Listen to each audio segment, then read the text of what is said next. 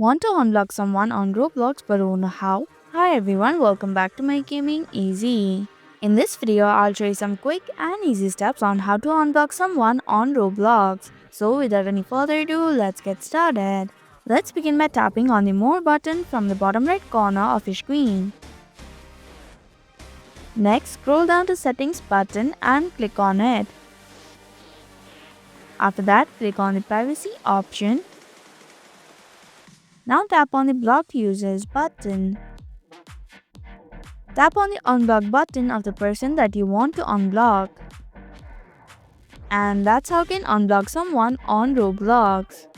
Thank you for watching Make Gaming Easy. Hope this video was helpful.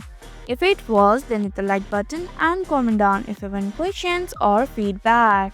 Also, if you're new to our channel, subscribe and hit the bell icon so that you don't miss upcoming videos.